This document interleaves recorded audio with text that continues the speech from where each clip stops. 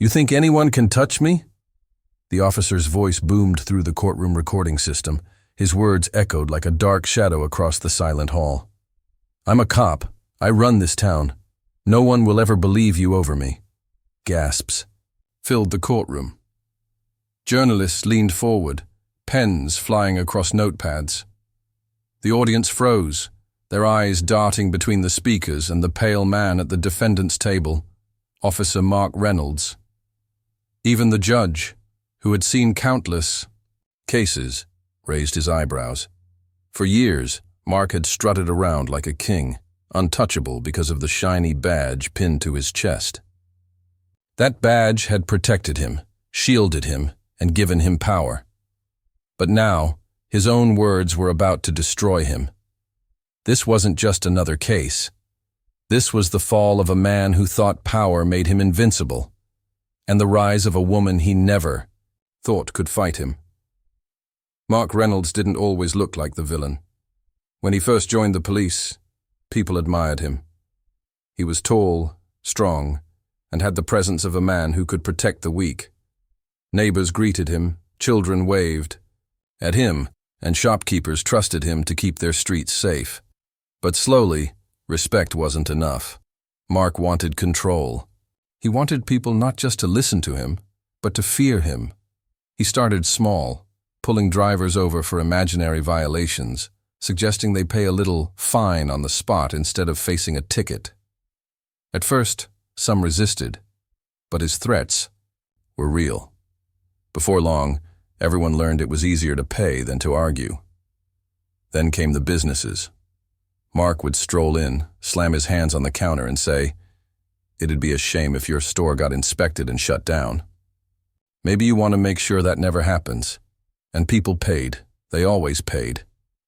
"Remember this," Mark used to brag, slapping his badge. "This little piece of metal makes me untouchable." And for years no one proved him wrong, until Sarah Miller stepped into his path. Sarah wasn't powerful, rich, or influential. She was a nurse, an ordinary woman working exhausting shifts to raise her young son.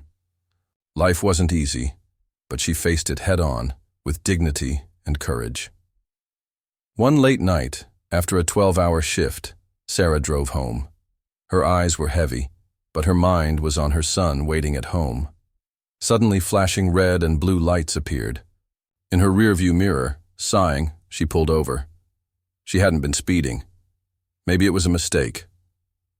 Mark approached, boots crunching against the gravel. He leaned down at her window, that trademark smirk curling across his lips. "License and registration," he demanded. Sarah handed them over politely. "Officer, is something wrong?" "You've got a broken taillight," Mark replied flatly. Then, leaning closer, his voice dropped into a sly whisper. "That's a ticket, unless you want to make it easier." He rubbed his fingers together. Sarah blinked in disbelief. "Are you asking me for a bribe?" Mark chuckled. "Call it whatever you want. $50 right now, and we both go home happy. Otherwise..." He tapped her papers against her car roof. "I'll find a few more violations. Trust me, you don't want that. Most people would have caved. Fear of the system, fear of losing more money, fear of fighting a cop, it was too much." But Sarah wasn't most people. She took a deep breath, met his eyes, and said firmly, "No. Do your worst. I'm not paying you a dime." Mark's smile vanished. His pride couldn't handle defiance. He yanked open her car door, pulled her out roughly, and snapped cold cuffs around her wrists. "You just made the biggest mistake of your life," he growled, dragging her toward his patrol car. But the truth, that night, it wasn't Sarah who made the mistake. It was him. The next morning, Sarah posted bail. She could have tried to forget about it, moved on quietly, but that wasn't her way. Instead, she went to war. She hired a lawyer, filed a complaint with Internal Affairs, and reached out to local reporters. Mark laughed when he heard the news. To his colleagues, he scoffed, "She's just a nurse. Who's going to believe her over me?" But what Mark didn't expect was that Sarah's courage would spark something bigger. A shopkeeper came forward, confessing how Mark had bled him for years. A teenager revealed how Mark threatened him to keep quiet about an incident. Even a few junior officers whispered they were tired of covering for him. Sarah's voice had become a beacon, and one by one, others added their stories, until the truth could no longer be buried. The trial was the most talked-about event in the city. Reporters filled the courtroom, activists packed the benches, and ordinary citizens lined the hallways just to get a glimpse. Mark entered in his polished uniform, chin high, acting as though he still owned the room. He winked at reporters and smirked at Sarah as if daring her to challenge him. Sarah, in a simple suit, sat tall and steady. Her eyes never left him. She wasn't afraid anymore. She was ready. Witness after witness took the stand. A store owner with trembling hands described the night Mark demanded money. A teenager's voice cracked as he revealed the threats.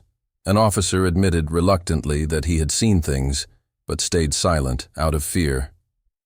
Mark scoffed at every testimony. He rolled his eyes, shook his head, and finally burst out, "They're lying! All of them! This is a witch hunt!" "Order in the court!" the judge thundered, slamming his gavel. But the turning point came when Sarah's lawyer stood. He held up a phone. "Your Honor, the prosecution has one final piece of evidence." The room fell into silence. He pressed play.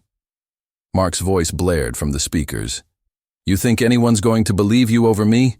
I'm a cop. I run this town." Gasps echoed.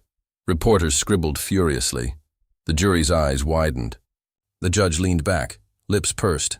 Mark froze, his face turned red, then pale. That's not," he stuttered. But it was too late.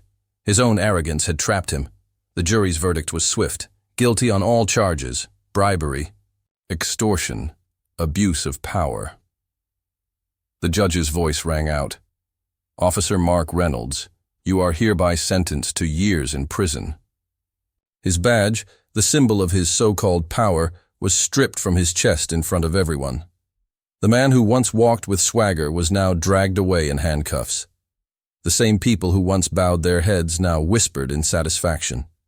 The untouchable man had fallen. And Sarah? She left that courthouse with her head high, her steps steady, and her son waiting at home to hug her. She wasn't just a nurse anymore. She was a fighter, a hero, a reminder that courage is stronger than corruption. Mark Reynolds thought his badge made him untouchable. But in the end, it was his pride, his corruption, and the bravery of one ordinary woman that brought him crashing down. So tell me, if you were in Sarah's place, would you have had the courage to fight back, or would fear have silenced you? Drop your thoughts in the comments below, and don't forget to hit subscribe for more shocking true-to-life stories.